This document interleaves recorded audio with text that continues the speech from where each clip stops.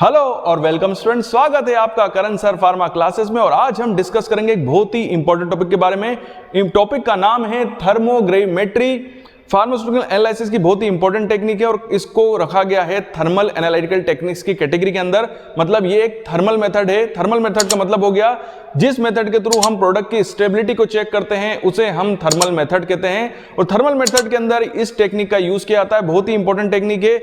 इसका कॉन्सेप्ट बहुत सिंपल है। जिस भी कंपोनेंट या जिस भी प्रोडक्ट का या सैंपल का हमको स्टेबिलिटी चेक करनी होती है तो उस प्रोडक्ट या सैंपल को हम टेम्परेचर के कांटेक्ट में लाते हैं। जैसे जैसे हम टेम्परेचर बढ़ाते हैं वैसे वैसे प्रोडक्ट के वेट, जी हाँ, उसका वजन में जो जो चेंजेस आते हैं उसको हम डिनोट करते हैं और उसी ग्राफ के बेसिस पे हम कंपोनेंट के स्टेबिलिटी को चेक करते हैं। तो बिल्कुल सिंपल इसकी डेफिनेशन है। देखिए डेफिनेशन में बोला गया है weight of substance in an environment heat और कूल्ड एट ए कंट्रोल्ड रेट।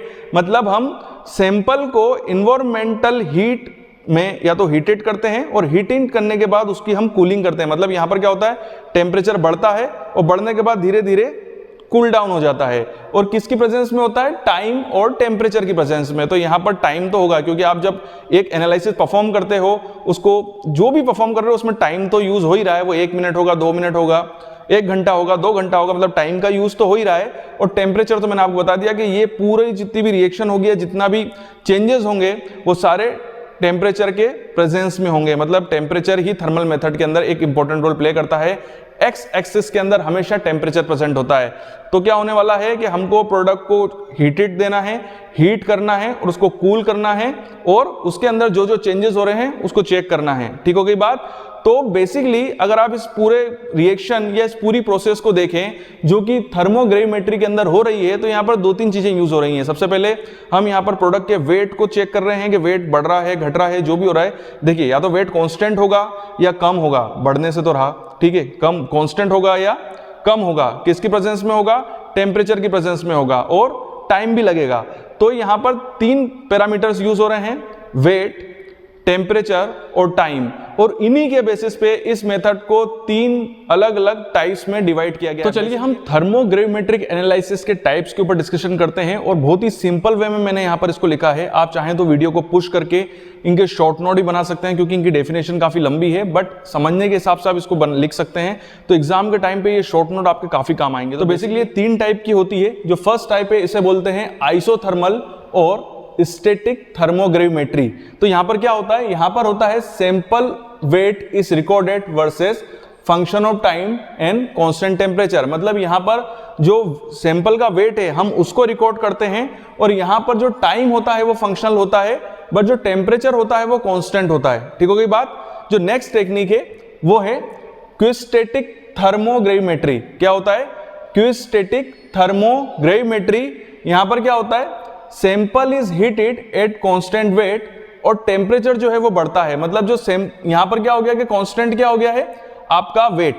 सैंपल को हम हीट कर रहे हैं बट वेट जो है वो कांस्टेंट बना हुआ है और टेम्परेचर जो है वो लगातार बढ़ रहा है। ठीक हो गई बात। नेक्स्ट जो टेक्निक होती है वो उसे बोलते हैं हम डायनेमिक थर्मोग्राविमेट्रिक। क्या बोलते हैं, डायनेमिक थर्मोग्राविमेट्री। और यहां पर क्या होता है, sample is heated in environment. Sample को हम एनवायरनमेंट के अंदर हीट करते हैं। यहां पर temperature change on linear rate, but यहां पर जो टेम्परेचर का जो चेंजेस होते हैं वो लीनियर रेट पे होते हैं। लीनियर का मतलब है कि एक जैसे बढ़ते हुए हैं, 2, 4, 6, 8, 10 इस तरीके से बढ़ेंगे। एकदम से तेजी से नहीं बढ़ते हैं, धीरे धीरे करके बढ़ते हैं, लीनियर रेट पे बढ़ते हैं। तो टेम्परेचर जो होता है वो लीनियर रेट पे बढ़ता है या चेंज होता है, हम कह सकते हैं। चेंज हो रहा है मतलब बढ़ ही रहा है। बट यहां पर क्या हो रहा है, sample is heated in environment. Sample को हम एनवायरनमेंट में हीट करते हैं। तो ये 3 तरह के टाइप हैं, किसके हैं, थर्मोग्राविमेट्री के। तो आप वीडियो को पुश करके इसके शॉर्ट नोट बना सकते हैं। बहुत ही इजी वे में मैंने आपको एक्सप्लेन करने की कोशिश करी है। तो चलिए अब हम बात करते हैं थर्मोग्राविमेट्रिक एनालिसिस के इंस्ट्रूमेंटेशन के बारे में। जैसे कि मैंने आपको बताया कि यहाँ पर मतलब इस इंस्ट्रूमेंट के अंदर हम जो हमारा सैंपल होता है जब उसको हम हीट की प्रेजेंस में लाते हैं तो उसमें जो वेट में चेंज होता है उसको हम यहाँ पर चेक करते हैं। तो बेसिकली जिसका इंस्ट्रूमेंट होता है वो टोटल 8 पार्ट से मिलकर बना हुआ होता है, जिसमें फर्स्ट होता है हमारा atmospheric control, furnace, sample holder, recorder, temperature sensor, balance control, recording balance और फर्नेस टेम्परेचर सेंसर। ठीक हो गई बात। यहां पर मैं आपको टाइप बता देता हूं। तो सबसे पहले हम बात करते हैं सैंपल होल्डर के। तो सैंपल होल्डर बेसिकली 4 टाइप का होता है, shallow pans, deep crucible, loosely covered crucible और रिटोर्ट कप्स।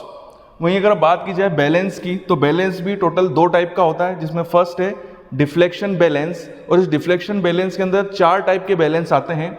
फर्स्ट है बीम टाइप, फिर है हेलिकल और स्प्रिंग टाइप, कॉन्टिलीवर और टॉर्जन टाइप। तो ये जो टोटल 4 टाइप हैं। और नेक्स्ट है न्यूल पॉइंट बैलेंस। तो ठीक है, डिफ्लेक्शन बैलेंस के अंदर 4 टाइप आते हैं और न्यूल पॉइंट बैलेंस के अंदर किसी भी टाइप के अंदर न्यूल पॉइंट एक ही होता है। ठीक होगी बात। तो टोटल 2 टाइप के बैलेंस होते हैं। वहीं हम बात करें रिकॉर्डर की, तो रिकॉर्डर भी 2 टाइप के होते हैं। यहाँ पर ये रिकॉर्डर है। तो रिकॉर्डर में फर्स्ट होता है time based potentiometric strip chart recorder और नेक्स्ट है XY रिकॉर्डर। तो इस वीडियो को पुश करके आप इस तरीके से शॉर्ट नोट बना सकते हैं TGA के, जिसमें आप बहुत ही इजी वे में इसके इंस्ट्रूमेंटेशन को समझ सकते हैं। तो चलिए अब हम इसके इंस्ट्रूमेंटेशन के कुछ इंपॉर्टेंट पॉइंट्स को डिस्कस करते हैं। सबसे पहले हम बात करते हैं फर्नेस की। तो ये जो फर्नेस होता है, जो कि पूरी तरीके से सैंपल को घेर के बैठा हुआ है, बेसिकली इसका काम होता है कि ये सैंपल को गर्म करता है, उसको हीट प्रोवाइड कराता है। साथ ही साथ फर्नेस का सबसे इंपॉर्टेंट चीज़ ये है कि यहाँ पर जो टेम्परेचर है उसको इसको कंट्रोल करना होता है। मतलब बिल्कुल लीनियर रेट पे टेम्परेचर जो है वो बढ़ना चाहिए, धीरे धीरे टेम्परेचर बढ़ना चाहिए। ऐसा नहीं कि टेम्परेचर बिल्कुल एकदम से बढ़ जाए और फिर एकदम से गिर जाए। ये बहुत ही इंपॉर्टेंट होता है फर्नेस का, क्योंकि टेम्परेचर जब धीरे धीरे बढ़ेगा तभी हम सैंपल के वेट के अंदर होने वाले चेंजेस को बहुत ही सटीक और एक्यूरेट तरीके से चेक कर पाएंगे। यहाँ पर एक बहुत इंपॉर्टेंट चीज़ होती है कि यहाँ पर जो फर्नेस की जो हीटिंग होती है वो कम से कम 1100 डिग्री सेल्सियस तक चली जाती है। तो जितना आप, एक चीज़ और इम्पोर्टेंट ये भी है कि फर्नेस को आप कितना गर्म करोगे उसके बेसिस पे डिसाइड होता है कि फर्नेस को किन तरीके से, मतलब किन कंपार्टमेंट्स के थ्रू बनाया जाएगा। मतलब यहाँ पर जो भी चीज़ यूज़ होगी फर्नेस को बनाने के लिए वो इस बात पे डिपेंड करती है कि आप कितना हीट उसको प्रोवाइड करा रहे हो। फर्नेस की मैक्सिमम हीट क्या होगी? ज़्यादातर इसकी मैक्सिमम हीट जो होती है वो होती है 1100 डिग्री सेल्सियस। जी हाँ, 1100 डिग्री सेल्सियस। तो 1100 डिग्री सेल्सियस में जो फर्नेस का यूज़ किया जाता है उसमें कैंथल और निक्रोम वायर रिबिन का यूज़ किया जाता है और यहाँ पर इसको प्रॉपर तरीके से कॉइल किया जाता है, मतलब इसकी पूरी कॉइलिंग होती है और कैंथल और निक्रोम को यूज़ किया जाता है। और आपको 1100 डिग्री सेल्सियस तक फर्नेस को हीट करना है। और अगर आपको 1100 के ऊपर जाना है, 1100 से 1500 डिग्री सेल्सियस तक अगर आपको फर्नेस को अगर हीट करना है, तो वहां पर फिर प्लेटिनम और रोडियम का यूज़ किया जाता है। और अगर आप प्लेटिनम और रोडियम को यूज़ कर रहे हो फर्नेस को बनाने में, तो 1100 से लेकर 1500 के ऊपर भी आप जा सकते हो। कम से कम 1750 डिग्री सेल्सियस तक आप फर्नेस को हीट कर सकते हो। एक और बहुत इंपॉर्टेंट चीज़ कि यहाँ पर जो टेम्परेचर को मेजर किया जाता है, तो टेम्परेचर को मेजर करने के लिए यहाँ पर थर्मोकपल का यूज़ किया जाता है। थर्मोकपल भी बिल्कुल फर्नेस की तरह रोडियम और प्लेटिनम का बना हुआ होता है। बट अगर आपको हायर टेम्परेचर पर इसको रिकॉर्ड करना है या मेजर करना है, तो जो थर्मोकपल होता है वो टंगस्टन और रेनियम का बना हुआ होता है। साथ ही साथ जब आप सैंपल को टेम्परेचर प्रोवाइड करा रहे हो, तो यहाँ पर फर्नेस भी काम कर रहा है जो टेम्परेचर दे रहा है, साथ में साथ थर्मोकपल भी है जो टेम्परेचर को मेजर कर रहा है। बट आपका जो सैंपल है, जब उसके अंदर वेट के अंदर जब चेंजेस आते हैं, तो उस चेंजेस को रिकॉर्ड करने का जो काम करता है वो करता है थर्मोबैलेंस। यहाँ पर थर्मोबैलेंस इस इंस्ट्रूमेंट का सबसे इंपॉर्टेंट पार्ट होता है फर्नेस और थर्मोकपल के बाद। थर्मोबैलेंस जो होता है वो भी बिल्कुल स्टेबल होना चाहिए, जैसे कि आपका फर्नेस है और आपका थर्मोकपल है। यहाँ पर जो थर्मोबैलेंस है वो इंपॉर्टेंट इंस्ट्रूमेंट इसलिए है क्योंकि जैसे जैसे टेम्परेचर बढ़ेगा वैसे वैसे सैंपल के वेट के अंदर चेंजेस आते हैं। तो टेम्परेचर बढ़ने के साथ में उसको सैंपल के अंदर होने वाले हर वेट चेंजेस का जो रिकॉर्डिंग है वो हमको थर्मोबैलेंस के थ्रू पता चलती है। थर्मोबैलेंस ही हमको बताता है कि सैंपल के वेट के अंदर क्या चेंजेस आ रहे हैं।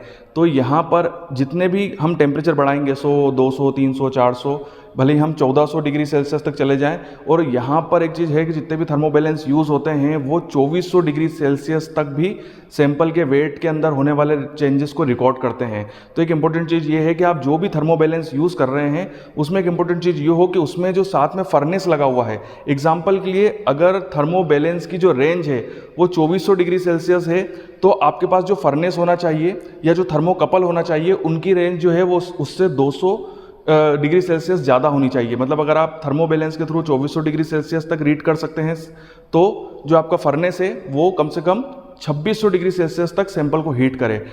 इतना मतलब कम से कम 100 से 200 डिग्री सेल्सियस का डिफरेंस होना चाहिए फर्नेस और थर्मोबैलेंस के बीच में, तभी आप किसी भी सैंपल को बहुत ही सिस्टमेटिक और ईजी वे में TGA के थ्रू एनालाइज कर पाएंगे। तो इस वीडियो के अंदर मैंने TGA के इंस्ट्रूमेंटेशन से रिलेटेड केवल आपको बहुत ही जो इंपॉर्टेंट चीज़ थी, जो आपको जानना जरूरी है, बस वही बात मैंने इस वीडियो के अंदर बताई है। अगर आप चाहते हैं कि इस इंस्ट्रूमेंटेशन के जितने भी पार्ट्स हैं उन सभी को मैं सिस्टमेटिक वे में डिस्कस करूं और आपको बताऊं, तो आप नीचे कमेंट बॉक्स पे उसको मेंशन कर सकते हैं। तो आगे आने वाले वीडियो में मैं हर पार्ट्स के जितने भी टाइप्स हैं उनको बहुत सिस्टमेटिक में बताऊंगा, क्योंकि यहाँ पर मैंने अभी बैलेंस के बारे में आपको ज़्यादा जानकारी नहीं दी है, केवल इसके टाइप्स आपको बताए हैं।